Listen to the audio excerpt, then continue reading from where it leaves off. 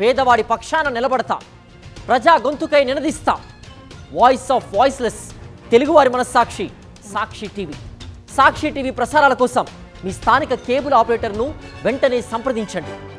Texas hill కంట్రీలో గత కొన్ని రోజులుగా కురుస్తున్న భారీ వర్షాలు పలు జిల్లాలని అతలాకుతలం చేశాయి. వరదల్లో ఇప్పటి వరకు 80 మంది మృతి చెందగా వందలాది మంది గల్లంతయ్యారు. కేర్ కౌంటీలోని ఓ బాలికల వేసవి క్యాంపులో చోటు చేసుకున్న విషాదం ఇప్పుడు అమెరికా మొత్తాన్ని కలచివేస్తోంది.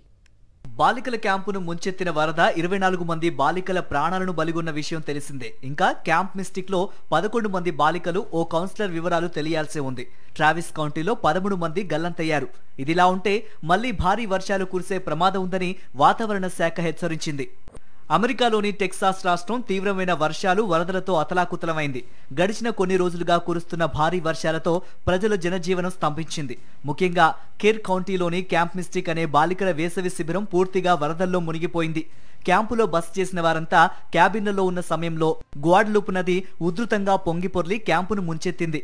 నదీ ప్రవాహం క్యాబిన్లపైకి ఎగిసిపోవడంతో ఈ దుర్ఘటన సంభవించిందని టెక్సాస్ గవర్నర్ గ్రెగ్ అబాట్ తెలిపారు. ఇలాంటి దారుణ ప్రకృతి విపత్తు నేను చూడలేదు అని ఆయన ఆవేదన వ్యక్తం చేశారు. ఈ భారీ విపత్తు కారణంగా మరిన్ని జిల్లాల్లో కూడా ప్రాణ నష్టం జరిగింది. ట్రావిస్ కౌంటీలో 4 చనిపోగా 13 మంది గల్లంతయ్యారు. బర్నెట్ కౌంటీలో 3 మృతి చెందారు. కెండెల్, టామ్ గ్రీన్ కౌంటీల్లో ఒక్కొక్కరు మృతి చెందారు. ఓ 27 ఏళ్ల వ్యక్తి తన కుటుంబాన్ని కాపాడే ప్రయత్నంలో ఆయన పిల్లలతో పాటు జల సమాధి అయ్యారు.